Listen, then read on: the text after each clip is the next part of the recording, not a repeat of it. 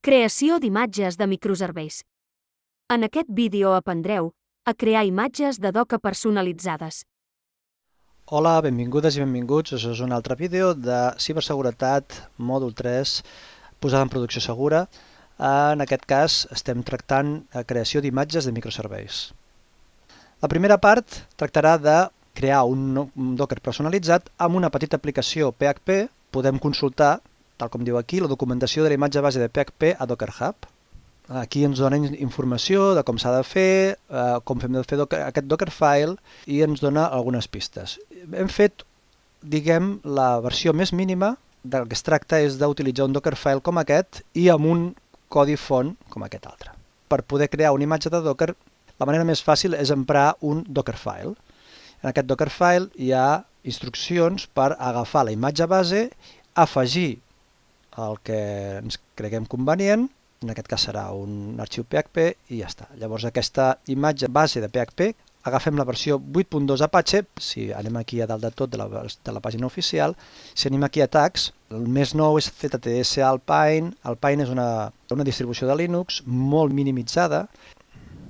És que hi ha tantes... Bé, si ens perdem tantes imatges podem anar a buscar la que ens interessa. Jo volia veure si hi ha d'Apache, si està fins a 8.3.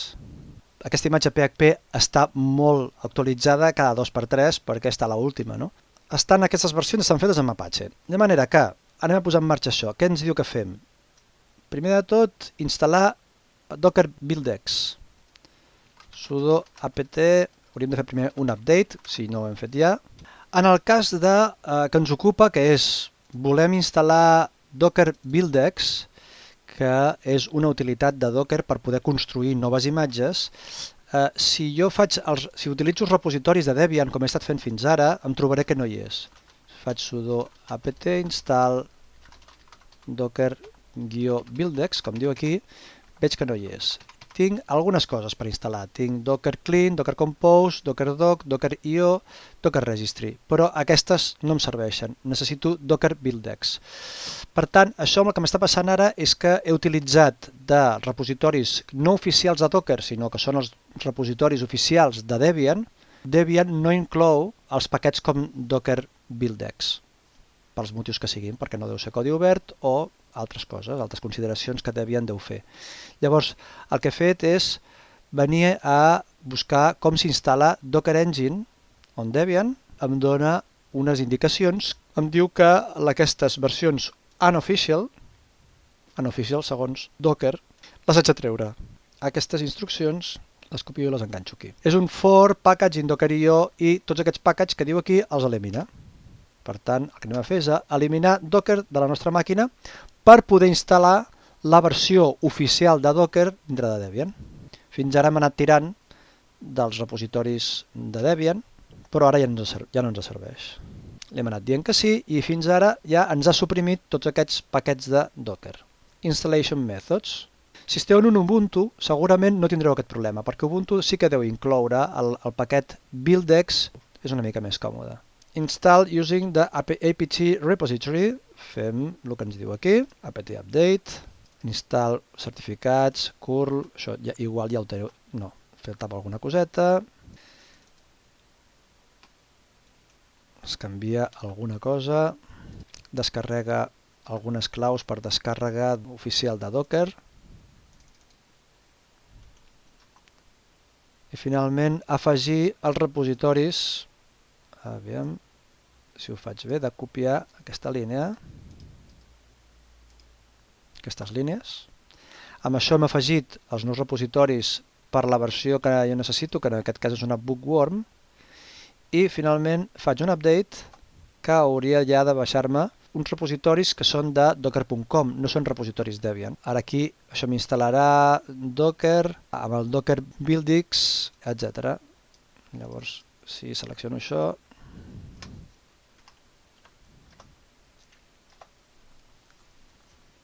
clar, aquesta ja no és la docker.io, sinó que és la docker-ce, que és la Community Edition. Em demana que reinici alguna cosa, li dic que sí. En principi ara hauria de tenir Docker PS de nou, sí, ja està funcionant. Si faig sudo apt install docker, ara m'ofereix més coses. M'ofereix el Docker Buildex plugin, que era el que jo necessitava per poder crear els Dockerfiles i crear les noves imatges. Continua estant el Docker.io, però l'hem tret, l'hem esborrat i hem instal·lat Docker.ce i Docker Buildex, seguint aquestes instruccions. Molt bé, ja tinc instal·lat. Podem tornar al nostre procediment, instal·leu Docker en Buildex. Això ja ho tenim i creem una carpeta de treball. mkdir -p my php app/src. El -p de l'mkdir em permet que si faig diverses carpetes me les creï de manera niuada. Creo una i després l'altra. Entro dintre. Sempre em passa això de l'll. Creo l'àlies ll igual a ls-la. És que va molt bé per anar ràpid i que m'afegeixi informació del tamany i tot això. Si hauria de crear dos arxius. Dockerfile. Molt bé. A més és molt curtet. El Dockerfile serà el que em permetrà crear la imatge. Gedit. Dockerfile. Ampersand. Poso aquest supercurt arxiu Dockerfile, és molt elemental, i el segon arxiu diu que és src-index.php. Agafo aquest codi, que és molt curtet. Aquest codi només hi ha un eco de PHP. Aquí creo una altra pestanya en el Gedit, enganxo i ho guardo. En aquest cas aniré a dintre de myphp app src-index.php. Ara, quan he guardat amb index.php, ja em surt el syntax highlight. Com podeu veure, és un codi molt mínim. Aquí podríem posar un codi més complex i que sapigueu que és una manera molt fàcil de dockeritzar una aplicació PHP, sempre i quan no utilitsi frameworks, que llavors la cosa es complica. Passem a fer la construcció d'aquesta imatge. Docker build -c my php app, o sigui, aquest és el nom de la imatge que vaig a crear, punt. Ell descarrega les coses que necessita i crea aquesta imatge nova. Què és el que té aquest Dockerfile? Doncs una línia que diu quina és la imatge original, que és la imatge de PHP 8.2, copia el contingut de src, que és aquest arxiu, que anirà per aquí i que s'executarà. Un cop la tenim, aquesta imatge creada, la podem executar, docker run -rm, aquest paràmetre, -rm, el que fa és que quan acabi l'execució, quan faci un exited, aquest contenidor s'esborrarà. -p 8000, o sigui que publicarà en el port 8000 el 80 del Docker i executa l'aplicació myphp app. Com podem veure, em bloqueja la línia perquè no li he dit un -d i ara visiteu la pàgina web localhost 8000. Clic aquí directament i aquí veig Hello PHP, que és la pàgina aquesta que he creat fa una estoneta, el meu primer script en PHP dockeritzat. I aquí veiem els logs d'aquest Docker. Podem veure que Docker PS no surt. Lo habitual seria que Docker PS-A sí que sortís perquè podria estar en estat exited, però en aquest cas, com que hem dit aquell paràmetre del -rm, a l'acabar i fer un exited directament s'esborra. Molt bé. Part 2, aplicacions Python. Anem a veure la construcció d'una aplicació més complexa. Una aplicació que necessita un Dockerfile amb més elaboració. Necessita una instal·lació i una construcció de la imatge. Més endavant al curs, a la unitat 2, lliçó 2, Testing en Frameworks Web, es veurà en detall com treballar amb el framework web Django, que és més complex. De moment farem servir Flask, que és un microframework. Té una característica que aquí ens va molt bé, que és que amb un sol arxiu ja podem fer una aplicació. En aquest cas, l'arxiu de l'aplicació és app.py i després, en aquesta segona part, estem combinant el Dockerfile, que ara explicarem una mica més en detall, i el Docker Compose. Tot això en principi funciona perquè ja està tot ajustat. Expliquem breument com funciona. Aquí tenim una aplicació Flask en un sol arxiu.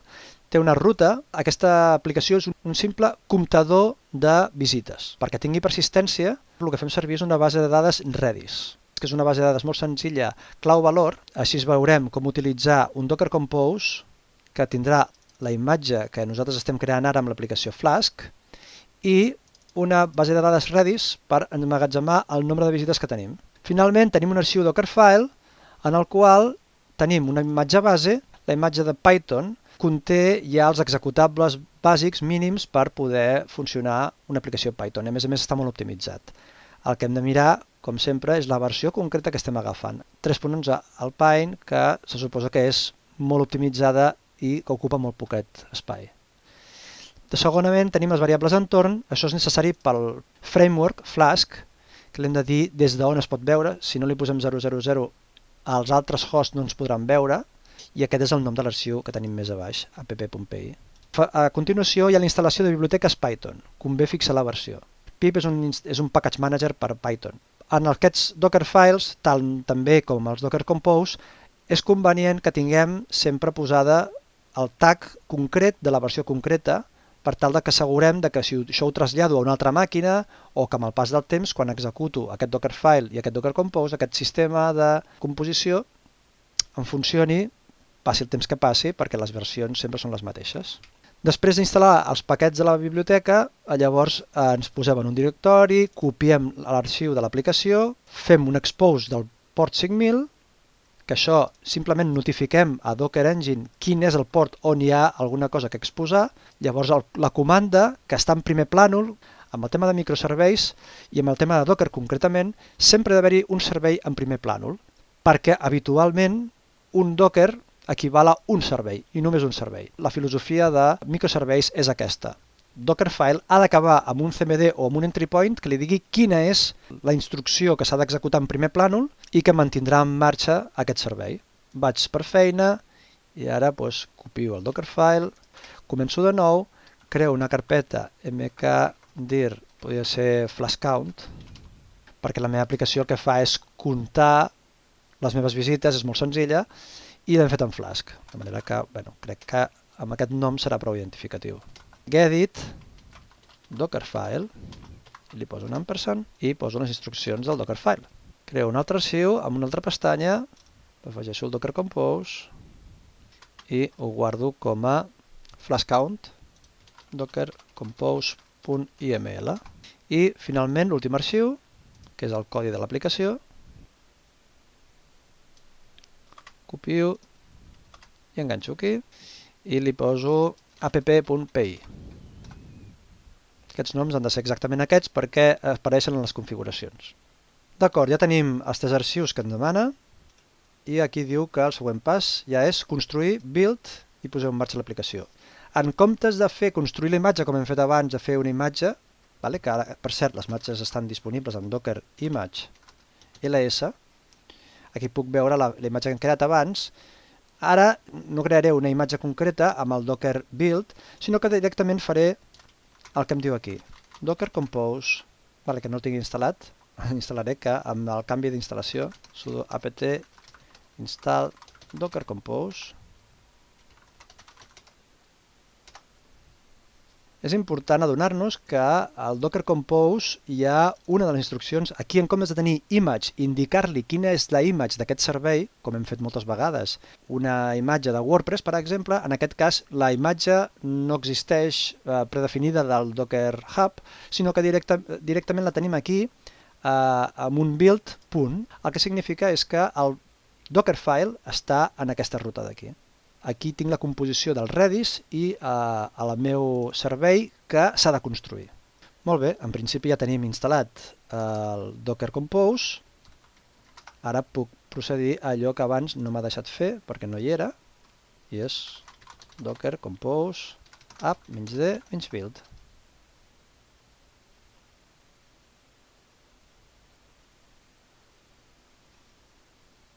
Molt bé, un cop ja ha acabat de fer la construcció, a més ha posat en marxa ja els dos serveis, FlashCount Web 1 i FlashCount Redis 1. Apuntem al browser a localhost 5000, podrem veure Hello World, I have been seen one time. I si revisitem amb F5, 2 times, 3 times, 4 times, 6, 7, 8, etc.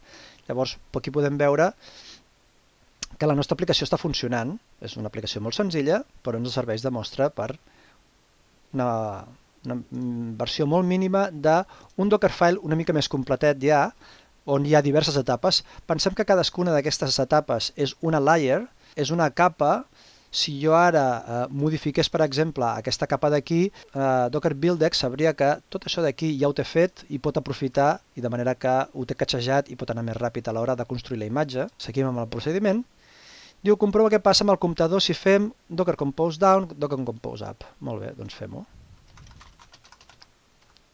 Down, lo previsible és que si jo recarrego, doncs, evidentment la pàgina ja no funciona. Diu que torni a crear-lo un altre cop. Docker Compose up, -d, -build. Ara veieu com fa tots els steps, totes aquestes capes, directament ja no ha trigat gens perquè ja les tenia fetes i ja s'ha executat. Puc tornar a revisitar amb el que l'aplicació està en marxa, però com podem veure el comptador s'ha resetejat. No ha persistit el comptador que teníem de les visites. Què ens faltaria aquí? Això ho he deixat pel final doncs, per recordar o per repassar, per veure que a aquesta aplicació li falta alguna cosa. Què és el que li falta? Perquè aquí us ho deixa com a pregunta, proposa una solució. Aquí el que volia és que penséssiu doncs, que aquí, perquè Redis, quan jo rearranqui i mantingui la base de dades i que hi hagi el número de visites, doncs aquí haig de fer alguna cosa amb un volume. Aquí la intenció és que busqueu per internet quina és la carpeta de Redis que a mi m'interessa persistir perquè això, quan recarregui, no perdem el número de visites, el comptador. Anem a buscar, aviam què podem trobar per aquí. Doncs molt bé, el que he fet a continuació és simplement anar a buscar la imatge de Redis al Docker Hub i buscar la documentació, aviam com ho faig per persistir les dades. Quina és la carpeta que m'interessa. Aquí he buscat volume i m'he trobat que diu que if persistence is enabled, data is stored in the volume /data. En teoria, a /data hi ha les dades del Redis, segons aquesta informació de la imatge oficial.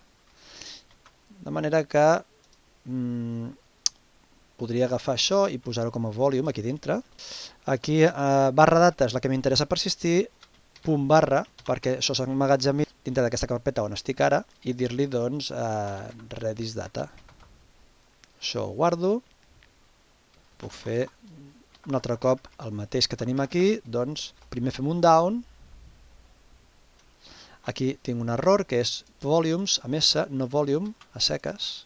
Ja m'ha donat la pista ell, diu, did you mean volumes? Doncs sí, I meant that. Redis sempre triga bastant, sobretot en parar-se. I ara el torno a aixecar.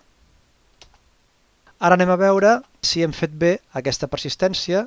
Si fem LL, veurem que Redis data, aquesta carpeta, se m'ha creat amb un usuari root, etc. Això jo no hi tinc control perquè un cop crees el Docker Engine crea aquestes carpetes i poden aparèixer amb usuaris que jo no controlo. Però Docker Engine, com a servei del sistema, sí que és capaç d'utilitzar permisos d'altres usuaris. Jo ara recarrego 1, 2, 3, 4, 5, 6, 7, 8, 9, 10. En principi, si jo ara m'aturo 21, si jo ara aturo el meu Compose, puc comprovar que si recarrego no hi ha servei, però si el torno a posar en marxa, aviam si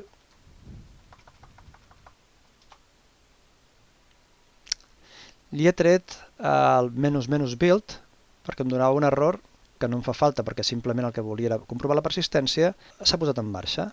Ara veurem si el recarregar 22 times, 23, o sigui que funciona. Ara sí la persistència sí que funciona.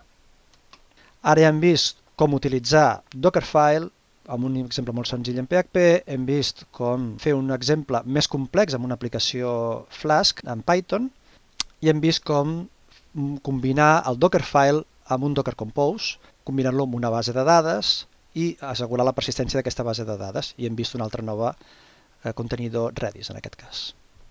Molt bé, després de cercar una mica d'informació sobre el per què dona aquest error, versions anteriors potser no ho feia, però quan jo faig un build, la construcció del web, no hauria d'importar-li que hi hagués aquí aquest Redis data que hem utilitzat per la persistència.